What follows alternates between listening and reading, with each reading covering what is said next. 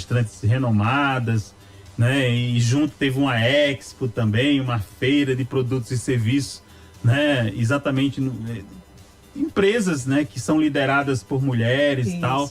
Então foi um evento muito bacana, 2 dias, né? Eu vi alguns flashes do evento e foi um evento maravilhoso. E aí você pode até começar já falando um pouquinho como foi a participação da Ela Faz nesse evento. Fala um pouquinho, depois a gente vai conversando aqui numa boa. Tá certo. Obrigada pela oportunidade de estar aqui. Sou muito grata. Agradecer primeiro a Deus, né, de estar todos nós aqui. Então, o evento foi sensacional. O que nós mulheres nós queremos quando nos reunimos? Vender, né? Claro. Então, um evento... Não é só as mulheres que querem vender, os homens também. Mas aí, quando tem eventos de exposição, palestra, tem que ter um espaço para que a gente possa vender nossos produtos. Nós estávamos lá com o nosso stand também, fizemos venda lá. Então, isso que fomenta o empreendedorismo, fortalece uma mulher com a outra, apoiar uma mulher e outra, é poder promover essa ligação de comercializar uma com a outra. Claro. E aí tiveram as palestras muito interessantes. Eu participei de um painel também, participei do painel do empreendedorismo com lucro, empreendedorismo social com lucro, porque se vê muito o empreendedorismo como algo social, como algo que tem que ser tipo ONG, tipo projeto.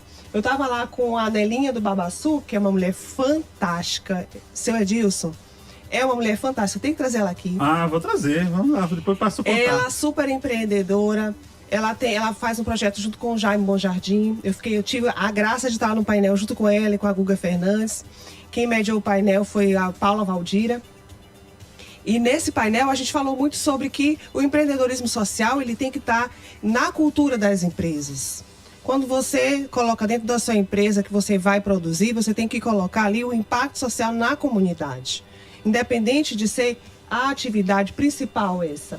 Então, todo empreendedor tem que ter essa mentalidade, porque a população ela necessita de ser impactada socialmente para o desenvolvimento econômico, para que a empresa ela crie uma cadeia realmente construtiva, inclusive para a prosperidade da sua própria empresa. Com certeza. E você está falando uma coisa muito interessante, porque às vezes quando a gente vê a questão das ONGs e a gente vê essas questões sociais, às vezes as pessoas não têm essa percepção, essa ideia mesmo, essa percepção, acha que aquilo não tem que... é uma coisa filantrópica apenas, e não é isso. E a gente sabe que independente de qualquer situação, seja do terceiro setor, de qualquer outra área, ela precisa gerar resultado, né? Como você está falando, tem que gerar impacto, e esses impactos e essa transformação do entorno, ela tem que ser uma transformação que faça as pessoas caminharem, né? A vida das pessoas melhorarem, a vida da comunidade. Então isso é muito importante, essa questão das pessoas, mesmo sendo um trabalho do terceiro setor, das ONGs, mas ter essa plena consciência que aquilo tem que gerar um impacto positivo, social, mas também econômico. Aquele projeto precisa melhorar a vida das pessoas. Eu acho que isso é fantástico, essa percepção, porque há algum tempo atrás a gente não tinha muito essa visão, né? Era aquela coisa muito só do social, só de ajudar, mas assim, não tinha essa percepção que aquelas pessoas precisam entender isso, né? E ver isso como uma oportunidade de crescimento e de melhoria de vida mesmo, melhorar o seu entorno e a economia do seu entorno. Eu acho que isso é fantástico, essa percepção, e eu acho que isso contribui muito para a gente ter um desenvolvimento não só social, mas acima de tudo econômico, porque precisa, e essas organizações até para ter perenidade, elas precisam gerar resultado. E a gente percebe hoje que esses organismos internacionais, né, que a gente sabe que tem muitos organismos internacionais de fomento que ajudam essas ONGs, que ajudam, que patrocinam esses projetos, são instituições que eles exigem, né, eles querem esse resultado, eles querem saber o impacto, né, não só social, mas financeiro que isso gera na comunidade. Isso, porque é necessário. Se a gente vê que a própria pesquisa dessa semana que saiu em relação às pessoas que estão aposentadas pelo INSS e as pessoas que vivem de benefícios. Quando a gente vê a população que produz, que contribui para que essa população que necessita do benefício seja atendida, a conta não fecha. Sempre vai ter um déficit. Então, se a gente não trabalhar que a população economicamente ativa ela cresça, a gente não vai ter crescimento. Aí é que entra o papel da mulher. Porque quando a gente vê a população economicamente ativa hoje, nós temos 45% homens, 55% mulheres. Dessa população masculina, 90% está no mercado de trabalho. A feminina, apenas 40%. Então, quando a gente quer adentrar na economia, na produção econômica, tem que ser a mulher. Aí vem os desafios que a mulher tem que enfrentar para ela entrar no mercado de trabalho, porque muitas vezes a mulher não entra no mercado de trabalho por conta dessas dificuldades que ela vai ter. 3 filhos, não tem com quem deixar, não tem creche, não tem escola integral, a dificuldade do transporte, o assédio, o medo da violência. Isso ela ainda tem que empreender a partir da própria casa, dali mesmo. Da casa. Né? O empreendedorismo feminino, ele entra para a mulher não como uma escolha, mas como uma opção. Única opção. Porque ali ela vai conseguir administrar o tempo dela, administrar o tempo da casa, administrar o tempo dos filhos, para poder empreender. E o bacana é que com essa evolução que a gente tem da tecnologia hoje, termina que o mundo extremamente tecnológico, as redes sociais, isso traz um grande benefício, né? Porque imagina essas mulheres que às vezes estão empreendendo a partir da sua residência, da sua casa, se elas não tivessem essas redes sociais que elas podem se mostrar o seu trabalho, né? Como isso é fantástico hoje, né? E contribui assim, e realmente ajudou muito, né? Até para a gente tornar, acho que as redes sociais tornar essas empreendedoras que eram invisíveis, né? Elas começaram a ser vistas e a serem percebidas. Isso é muito bacana. E é desses um dos trabalhos que nós fazemos também é o empreendedorismo, que eu vou falar um pouquinho. A nossa plataforma, a Ela Faz, ele estava perguntando o que é Ela Faz. A Ela Faz começou em 2020 para capacitar a mulher em situação de violência, de vulnerabilidade social, para que ela possa adentrar num ambiente masculino, que é o ambiente da construção civil. Por quê? Porque é um ambiente onde tem maior oportunidade para elas. Tinham apenas 2% de mulheres na construção civil em 2020, no Maranhão. Hoje nós temos 7%. Teve um aumento. Bacana, né? E esse aumento foi aumentado também pelo trabalho dela faz, muito pelo trabalho dela faz. E aí, a gente pensou inicialmente fazer intermediação de mulher para mulher. Então, aquela mulher que está em casa, queria receber um pedreiro, um pintor, um eletricista, um gesseiro, tinha medo de receber um homem, que não quer receber um homem, a maioria das mulheres hoje tem medo, ela pode contratar uma mulher. Então, vamos fazer uma plataforma de intermediação? E aí surgiu esse desejo forte no meu coração. Achei que ia ser fácil. Não é fácil. Achei que ia ser fácil. Não é. Aí fiz o aplicativo. A primeira coisa, eu vou fazer o aplicativo. Fiz o aplicativo, cadê as profissionais? Aí onde elas estão? Cadê? Aí, quando eu vi que não tinha, então vamos fazer um curso de qualificação. Aí o primeiro curso que a gente fez foi pedreira e eletricista. Aí fui em algumas empresas, essas empresas me ajudaram com recurso, escrevi um projeto na FAPEMA de economia criativa, recebi um recurso e aí formamos 100 mulheres. Em janeiro de 2021 tínhamos 100 mulheres formadas. Mas aí, botar essa mulher no mercado. Que coisa bacana. Foi a primeira turma.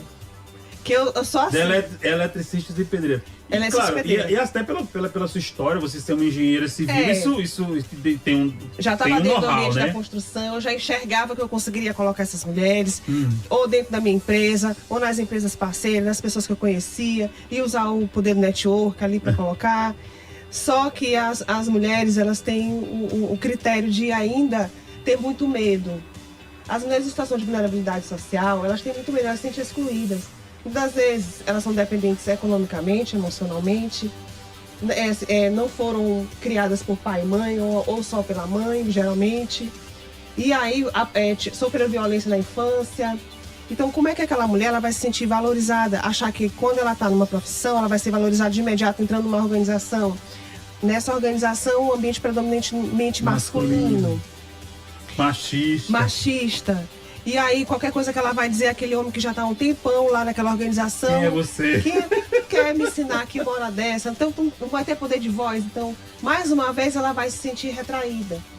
E aí que a gente entendeu isso. A primeira organização que a gente encaminhou não deu certo, porque a gente queria só intermediar. E aí, o que a gente fez? Teve que se adaptar, não desistir. E nessa formação, eu acredito até para melhorar a autoestima dessas mulheres, a autoconfiança delas. Melhora muito. Você precisou também não só ter a questão do treinamento técnico, mas também a questão do emocional, da inteligência emocional, de lidar com os seus sentimentos, a aceitação. Imagina o desafio. Porque durante o curso, a gente percebeu que muitas delas faltavam. A maioria das empresas de capacitação de mulheres relatavam que existia um índice de absenteísmo muito grande, que tipo 50% no final não concluía os cursos. No nosso, a gente botou uma assistente social logo no começo, essa assistente, ela ficava falando pra gente, não foi porque teve assalto na rua, não foi porque apanhou do marido, não foi porque tá tendo tiroteio. Aí a gente foi mapeando quais eram as dificuldades. Não foi porque o transporte não teve no dia. E aí a gente foi mapeando as dificuldades dessa mulher. Então, com o tempo, a gente foi escrevendo esses relatórios, foi diagnosticando e nós resolvemos fazer as obras mesmo com elas. Então, eu, como engenheira civil, também usando muito relacionamento, conseguimos pegar algumas obras, pegamos obra do Estado, pegamos casarão, fomos restaurar um casarão no centro indígena. Olha a coragem, foi muita coragem. Quando eu olho para trás, eu penso, meu Deus, que coragem. Porque a gente pegou um casarão no centro indígena, a gente tirou todo o reboco do casarão, fez todo o azulejo de novo, porque era tombado. Então foi um patrimônio. Aí fizemos o telhado, tiramos o telhado todo, refizemos o telhado. Nós identificamos também que nós precisávamos colocar o homem junto. Que ele que iria ensinar essas mulheres. Então sempre que a gente tinha que fazer um processo seletivo para colocar um pedreiro, a gente conversava com ele, olha, você vai trabalhar com mulheres, tem que haver respeito, primeiro ponto. Você vai ter que ter paciência para ensinar, para entender, para ouvir.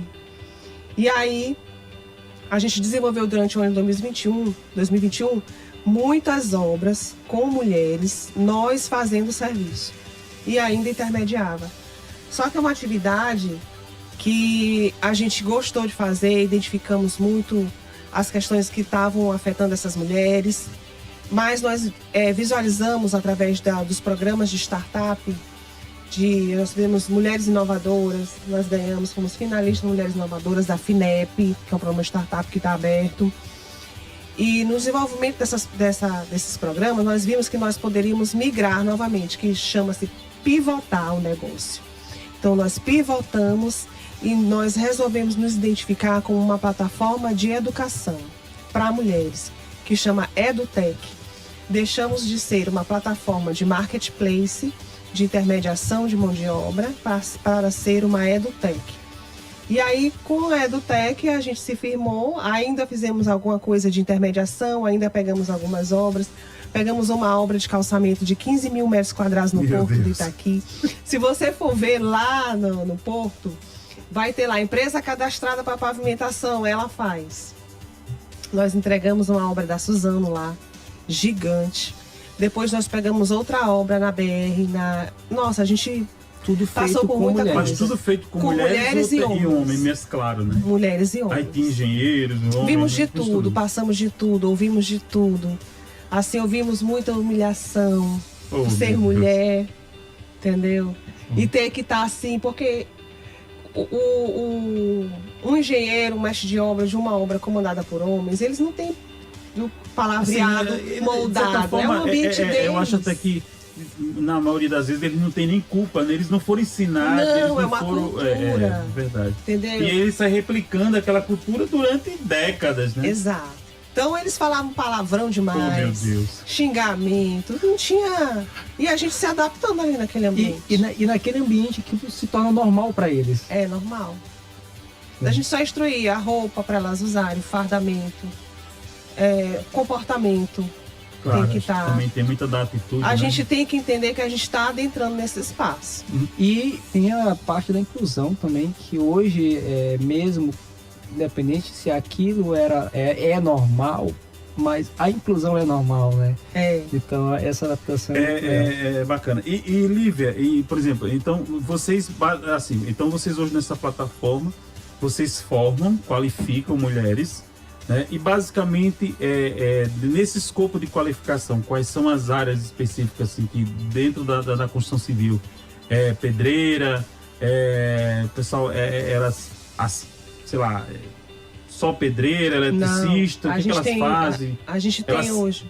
Aí dentro desse processo, o que a gente fez? A gente tem uma plataforma educacional, que é um site, onde a gente, por exemplo, você entrar no site da FGV, vai estar o login, vai escolher o curso, vai se matricular, o nosso é assim também. Certo. E aí a gente tem lá dentro cursos próprios, pedreira, pintora, gesseira, soldadora, instaladora hidráulica. E aí, porcelanato, tudo isso elas... Tudo. Faz tudo? Tudo. Aí, o que a gente faz? A gente faz os cursos nas comunidades, a maior parte dos nossos cursos. A gente leva um curso para uma comunidade, às vezes realiza na igreja, realiza na associação. E assim nós fizemos. Em 2022 foi muito curso assim. Quando chega na comunidade, a gente aplica um curso de pedreira, por exemplo. 30% da carga horária, que a carga horária é 180 horas. 30% da carga horária é sala de aula e 70% prática. E vocês já romperam a barreira do Maranhão. Vocês hoje eu vi que às vezes a gente conversa, já. Né? E outro dia falando com você, eu tô em Minas Gerais, não sei aonde. Então, graças a Deus, que bom, né? Graças a Deus, Deus abençoou. Esse ano, a gente teve uma grande escala de trabalho. Nós qualificamos 2.000 mulheres esse ano no país.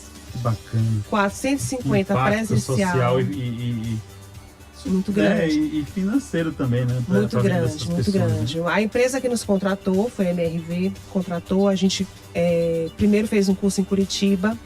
Desse curso que nós entregamos, eles gostaram.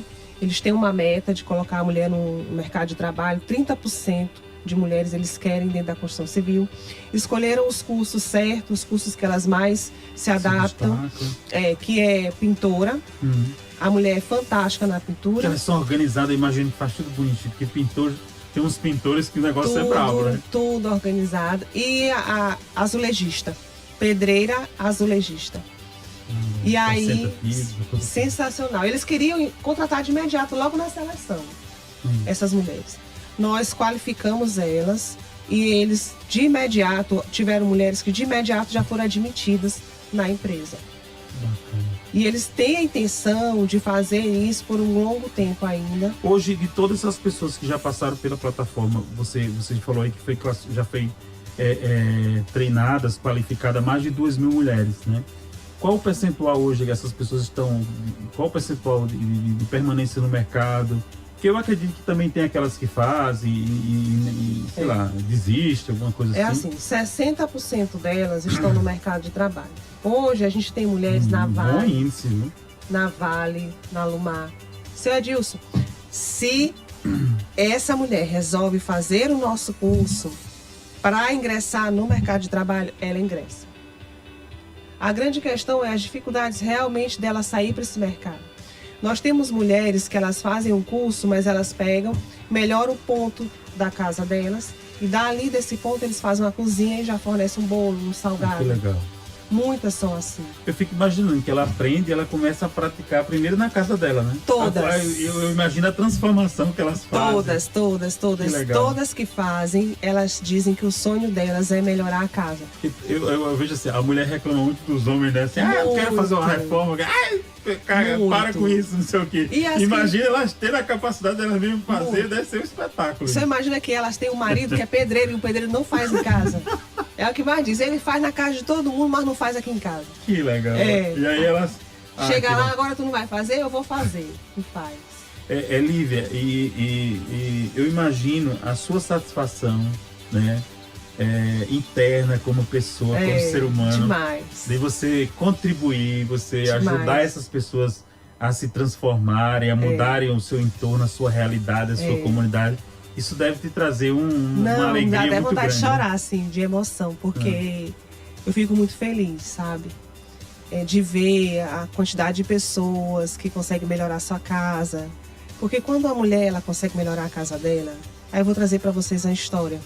O impacto que isso traz. Eu fui numa casa que essa mulher, ela queria reformar a casa dela. E ela fez o curso. E aí eu disse para ela no final, passei pela casa, na frente tinha uma salinha, um senhorzinho sentado na cadeira de roda. Depois passei, tinha um quarto, que só era dividido só por uma parede, não tinha parede de porta. Depois passei pelo outro quarto, tinha 3 crianças numa cama, a cozinha. E eu entrei e queria ver o banheiro, porque geralmente essas casas não tem banheiro, é só um sumidouro no fundo. E aí eu pensei que ela ia falar que ela ia fazer o banheiro de cara, né? E eu disse, minha amiga, você gostaria de fazer o que na sua casa agora? E ela disse, eu gostaria de fechar a parede do quarto para eu ter privacidade com meu marido. Seu Edilson.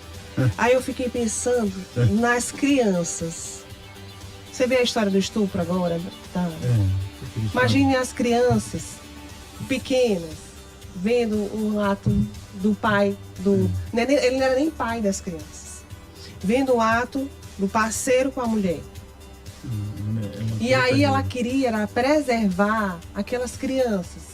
Imagine o transtorno que aquelas crianças podem ter porque viram um ato de violência em casa. Daqui a pouco vira um adulto, vira um estuprador, que Deus o livre, mas é o que acontece geralmente. Um assaltante, por quê? Porque viveu vendo violência achando normal.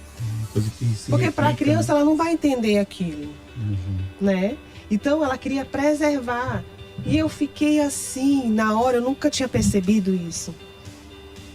Eu sempre falava que dormiam no quarto 5, 6, 7 pessoas, que muitas das vezes aquele pai de família não era pai daquelas crianças, e o maior índice de violência doméstica é em casa, pessoa doméstica é em casa, de estupro, de tudo, né?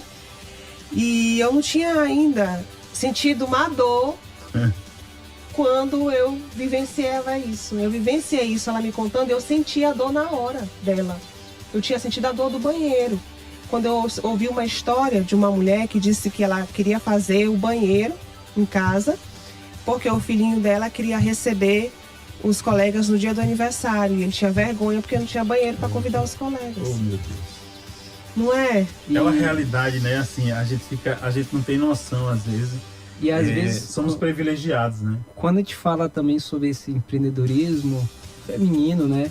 A gente não imagina assim a grandeza que não é somente a mulher ir trabalhar, não é somente isso, né? Tem todo o impacto social ali dentro, de né? Mudança, né? De transformação de realidade. Eu falei da questão econômica, do cenário.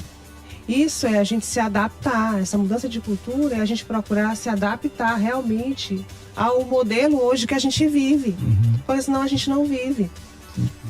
E olha só, você que está em casa ouvindo esse bate-papo aqui, tá? Pode fazer pergunta. Né? Você pode aí mandar sua pergunta. O nosso Instagram, né? Você vai lá, _ Foco Consultância. Você pode mandar por lá. Se você já segue a gente, manda lá no direct que eu leio aqui na hora aqui, tá? Ou pode mandar aqui também pro número aqui, né? Quem aí já tá acostumado, manda aqui pro número da 92, que eu tô aqui, toda a equipe aqui também para mandar essa pergunta, tá? Com certeza. E logo, né? Logo mais, depois do intervalo, a gente volta com mais um bate-papo para vocês, tá bom? Então não saia daí. Mas na verdade dá tempo de você tomar uma água agora, ir lá no banheiro. Mas você que tá aí no carro, você que é taxista, você que é Uber, um grande abraço para vocês aí também, tá bom?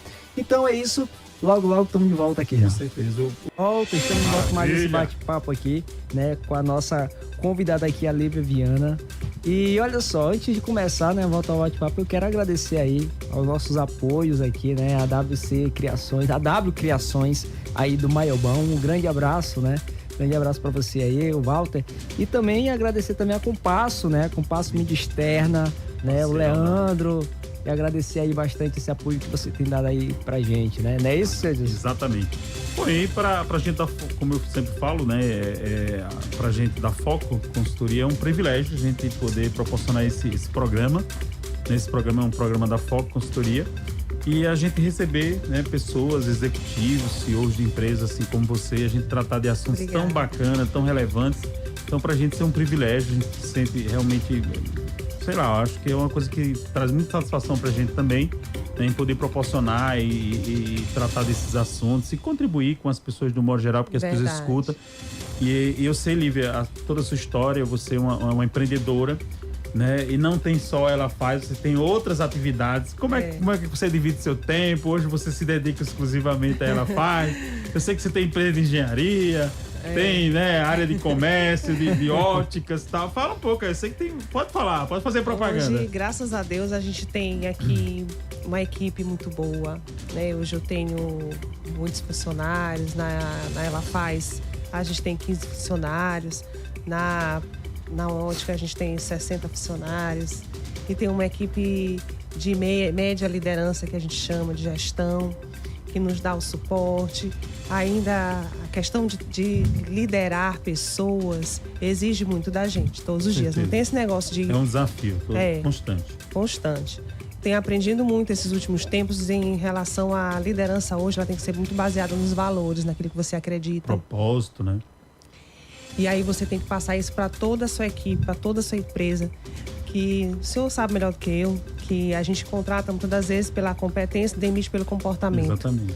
Né? E hoje a gente tem que contratar pelo comportamento para não demitir. E desenvolver as competências, habilidades. Desenvolver as competências. Né? Que realmente...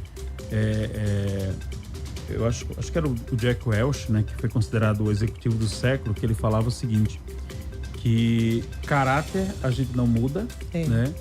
Mas habilidades e competências a gente treina e capacita, né? Então hoje é um desafio, né? Qualquer organização, seja ela grande, pequena, esse desafio de atrair pessoas, né? Dentro do seu fit cultural, dentro da sua cultura, né? E manter essas pessoas. Isso é um grande desafio, porque às vezes você precisa ter pessoas, né, que coadunam, que acreditam, né, no mesmo propósito, nos mesmos valores, porque é assim que a organização evolui, né? Então esse é um desafio constante, a gente sabe, né?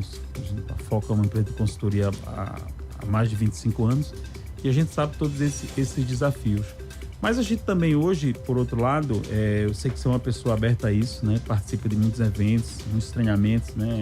Tá sempre participando e também trazendo a sua equipe, né? Sempre presente nos congressos da BRH também, no Comalaco, stand e tal, né? Que realmente são eventos bacanas e que realmente traz conhecimento. Eu acho que todo executivo, todo CEO de empresa precisa realmente abrir a mente, né? Mudar esse mindset e entender que ele não sabe tudo, né? E que ele precisa buscar o conhecimento. Porque uma vez eu escutei uma frase há muitos anos atrás e recentemente eu vi o fundador da XP falar. Uma vez eu vi o Fernando Henrique num evento, faz muito tempo atrás, ele falar que o seguinte: quanto mais a pessoa, um executivo, um CEO de empresa, ele cresce na carreira, mais surdo ele fica. Eu achei assim, aquela ideia assim, que quanto mais essas pessoas crescem, chegam no topo, mas elas deixam de escutar, né? E elas se encastelam e acham que sabe tudo, né? E deixam de escutar. E eu vi o fundador da XP nessa mesma percepção, né? Que quanto mais você cresce na carreira, você tem que desenvolver essa capacidade de ouvir, né, de buscar o aprendizado, né, porque às vezes esses altos executivos, eles têm aquela impressão, eu cheguei no topo, então cheguei e tal, mas a gente sabe que até para se manter hoje, né, é um desafio. Então precisa aprender, né, e o alto executivo de uma empresa ter essa humildade, entender que precisa aprender, né, você que falou precisa a palavra falar. certa. Acho que isso é fundamental. A questão hoje de quando você tem muitas demandas é que você não consegue atender a todo mundo a todo tempo. Aí precisa definir uma prioridade de atendimento. E aí algumas pessoas ficam para responder daqui a pouco você esquece, e aquela coisa toda que tem que gerir. Essa é a minha maior dificuldade hoje. Muitas das vezes eu vou pegar meu celular no final do dia aí que eu vou atrás das mensagens mais antigas para poder responder. Priorizando, né? O que tá na fila, né? Mas é mais tempo. Porque muita gente quer ser ouvida, quer ser atendida. Então, assim, dentro da nossa empresa, das nossas empresas, a gente estabeleceu nossos valores. E a gente tem falado muito sobre isso. Então, o primeiro valor que começa com H, então o H, ele entra em qualquer parte de letra de alfabeto, quer dizer, ele é adaptável para qualquer circunstância, que é humildade. O H de humildade, que a gente criou uma marquinha para os nossos valores, que é criar. C de coragem, R de resultado, I de... Ai, meu Deus. E o I? Ai, meu Deus, esqueci o I. Não tem problema. A de adaptabilidade. E R de respeito. Integridade. Integridade é fundamental, reputação. Integridade é fundamental. E uma das dicas que eu utilizei para criar esses valores foi: o que eu não aceitaria de jeito nenhum dentro da minha empresa? Do comportamento das pessoas. Então, isso foi mais fácil. Então, eu não aceito falta de respeito. Não aceito falta de honestidade, de verdade, com o cliente, com o parceiro. E dentro de tudo isso, a coragem sim, para que você não tenha medo, para que você assuma risco, para que você dê o primeiro passo, para que seja proativo. Mas a humildade, ela tem que estar em tudo isso. Porque você precisa ser humilde, o líder precisa ser humilde, porque o líder ele tem que se colocar a serviço. E é isso que a gente não vê muito. As pessoas vão ficando mais difíceis, mais arrogantes. Inacessíveis. E o líder, ele tem que se colocar a serviço da sua equipe, a serviço do seu time, para proporcionar condições para que eles trabalhem com tranquilidade, para que as atividades se desenvolvam com tranquilidade. E é assim eu tenho conseguido. Em tantas empresas, são 10 óticas Carol, 2, uma Granvisa e uma Sanglés também. Hoje eu não estou mais na Predmix, quem cuida é só Ribamar, o meu esposo. Então eu fico só desse lado aqui. E aí ela faz, que graças a Deus eu tenho um time muito bom, tem uma sócia, que é a Cleitiane, que já está ali. Ela é ótima, você muito desenvolvida já, me dá muito orgulho o desenvolvimento dela. Então a minha equipe de líderes, quando eu disse eu quero descansar, gente. Eu quero que vocês trabalhem e eu fico só conversando. E aí eu fico só conversando e vocês trabalhando. Então eu falo muito isso brincando com elas. Mas é porque a gente precisa também fazer o network, o poder do network. Relacionamento. O relacionamento, que eu gosto muito também. É importante ser estratégico demais. Ser estratégico. E Lívia, como é que foi a sua trajetória? Você se formou em engenharia civil? A minha você trajetória... entrou logo no mercado de trabalho? Fala um pouco aí. Assim, eu venho de uma família, meu pai e minha mãe fizeram um enorme sacrifício para que a gente fizesse o segundo grau em escola particular. Então, foram 2 profissionais de funcionários públicos, para você ver o sacrifício que eles fizeram. Porque meu pai, ele foi funcionário público do Banco do Estado do Maranhão, foi analista de sistemas. Famoso bem, para quem é dessa época, né? A minha mãe, ela foi secretária de uma secretaria, então ela era secretária, ganhava o quê? Um salário mínimo. Então, como eles faziam para pagar 3 escolas particulares? Vendia as férias, vendia tudo que tinha para pagar essas escolas. Então, quando eu fiz 18 anos, meu pai disse para mim, minha filha, agora é com você, até essa calcinha você compra. Ele tipo assim, meu Deus, não tô mais aguentando. E aí ele me deu uma bicicleta. Com essa bicicleta, eu era atleta de natação. Que uma das coisas que o líder tem que ter, e hoje eu sei que meu pai soube me, apesar de meu pai não ter, nem minha mãe terem tido família, nenhum dos dois vem de famílias, minha mãe foi adotada por uma família, assim, que ela não conheceu pai e mãe, assim, não teve pai e mãe junto. E meu pai também só vivia na rua, né? Então são 2 de super situação de vulnerabilidade social, tanto meu pai quanto minha mãe, histórias. Mas que souberam, né, fazer então eles, sem referência, souberam criar família. E eu fiz esporte, 9 anos, que me deu resistência, força, foco. E aí eu fui disciplina. Eu fui dar aula de natação, andava de bicicleta. Depois, e eu estudava para fazer vestibular, queria fazer medicina. Depois eu fui fazer um curso de Excel, Word, papai disse, não, agora eu vou fazer um curso. Excel, Word, aí fui ser secretária numa empresa no Marafolia, andava de ônibus, não tinha, era condição mesmo, luta. E aí eu tinha vontade de entrar no banco, eu vi meu pai bancário, e eu queria entrar no banco para ter ticket de alimentação, ter salário, porque eu ganhava meio salário mínimo. Achava o máximo ainda. E aí, com 20 anos, entrei no banco. Passei no curso de economia na UFMA. Aí entrei no banco. Fiz um seletivo, a recrutadora amou o seletivo, só que eu ainda não estava na faculdade. Aí eu passei na faculdade só para entrar no banco, por isso eu fiz economia. Aí entrei no banco, só que no ano que eu entrei no banco eu engravidei. Em 2021. Nem tinha nem um ano de empresa. E aí eu casei. Aí meu esposo também não tinha condição, né? Então ele tinha iniciado uma granja de codorna, tinha iniciado também a faculdade de engenharia mecânica. Nós 2 novinhos, com 21 anos. Casamos, fomos morar na casa da minha sogra. Morei lá 7 anos. Aí eu fiquei no banco, trabalhava na Magalhães de Almeida. E aí eu não gostei do curso de economia, fiz vestibular para administração na UEMA, passei. Com 1 ano sem estudar, passei em 7º lugar. Eu digo que foi Deus que fez a prova para mim. Tenho absoluta certeza. Eu fechei a prova de matemática, eu não sei como, com um ano sem estudar. E aí fui fazer administração, gestante, saía da Magalhães de Almeida, ia lá para a UEMA de ônibus. Da UEMA de ônibus, eu ia de ônibus para Araçagi.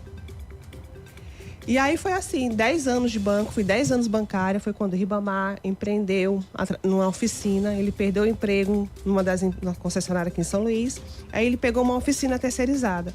A partir desse empreendimento, com movimentação de caixa, seu Edilson, sem dinheiro, mas tinha movimentação, sabe como é? Fatura, mas tem lá, o banco veio com aquele faturamento, sem muito resultado, ele teve um crédito e teve uma oportunidade de entrar na Predmix.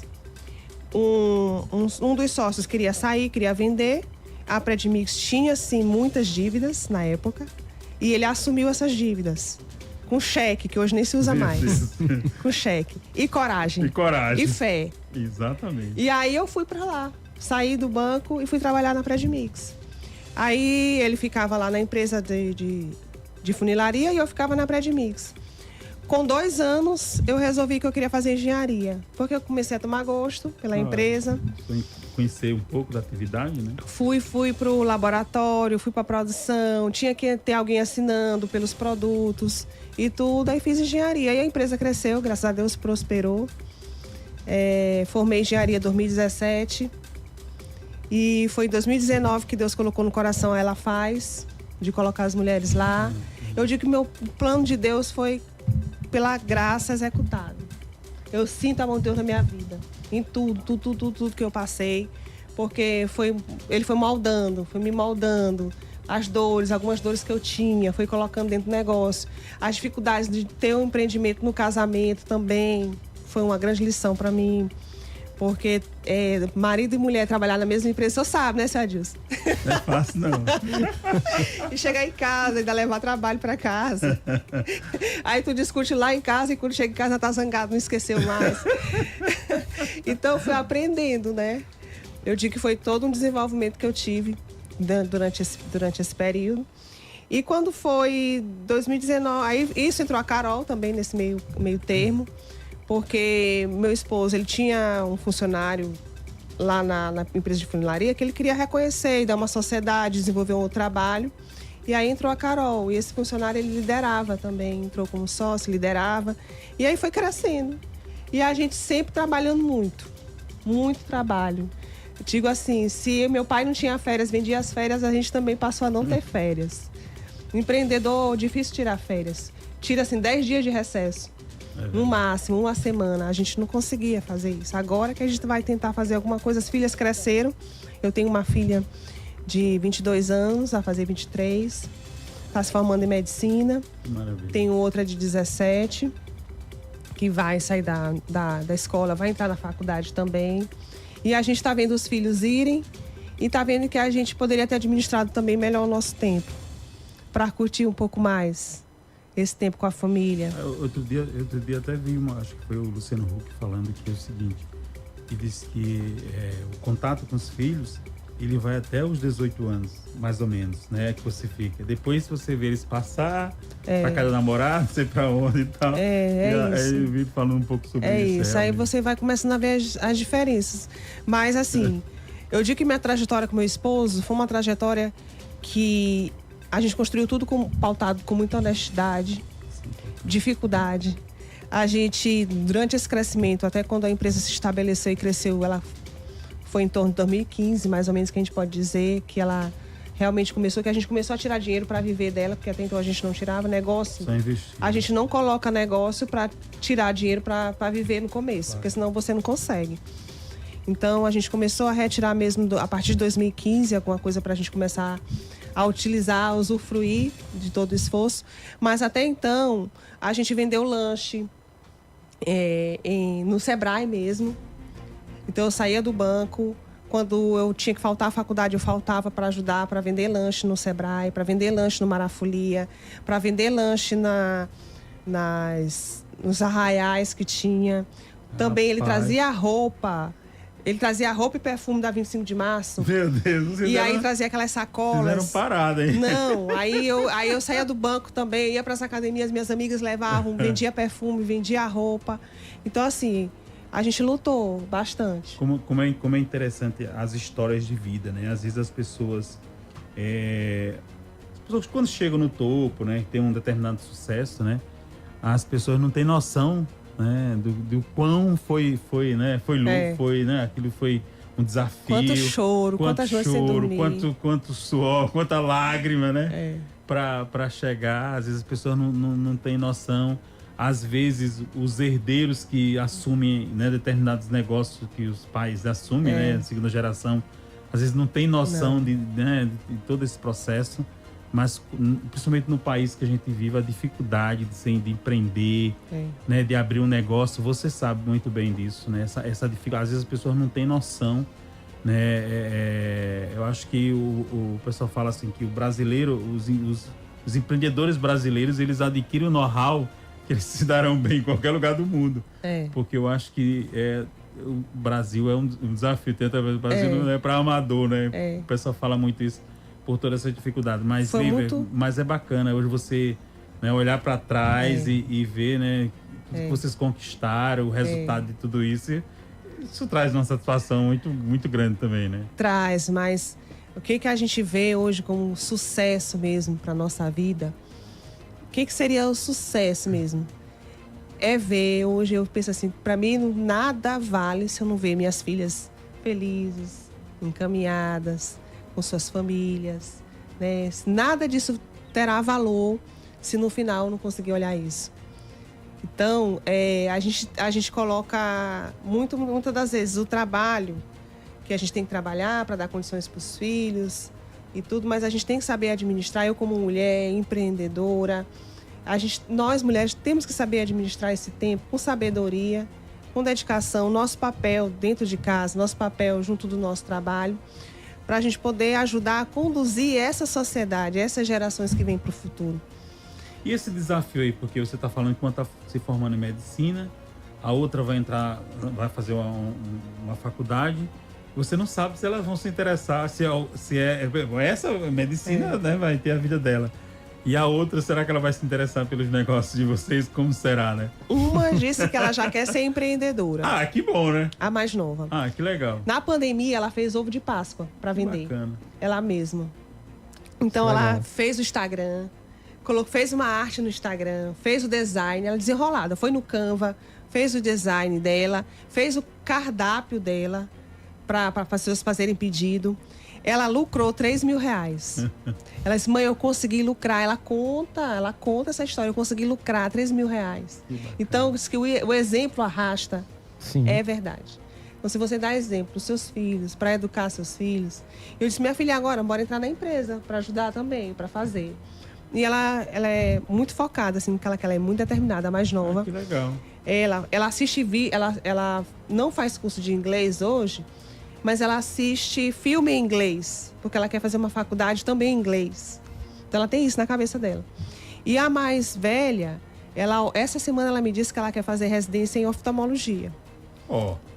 Então legal.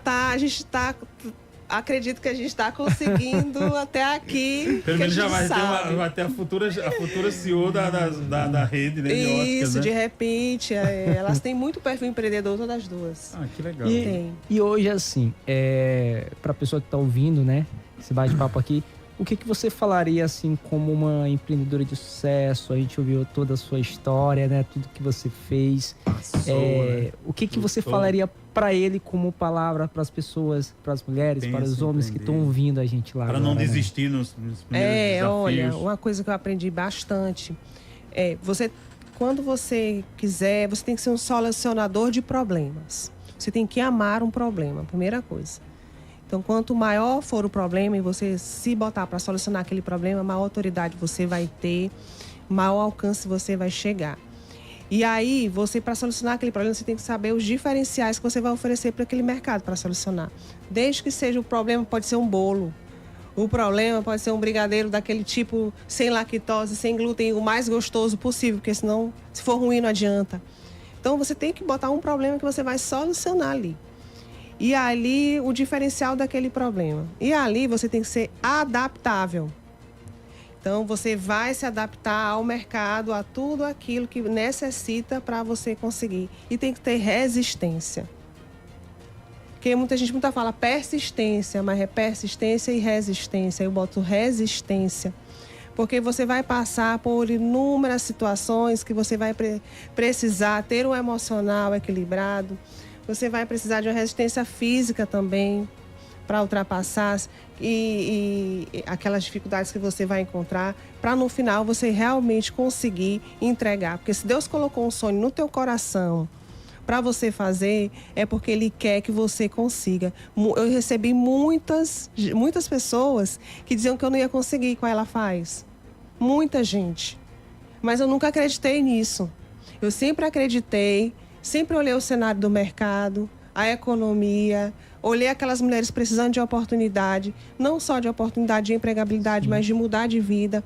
Trouxe a questão da situação delas que enche a gente de propósito, de uma mudança de cultura para a sociedade. Isso tudo foi fortalecendo o propósito para que eu conseguisse ter resistência e foco para conseguir o resultado que a gente tem conseguido hoje. Eu queria fazer uma pergunta. E hoje, Lívia, tudo bem, vocês são uma referência, né, nessa questão.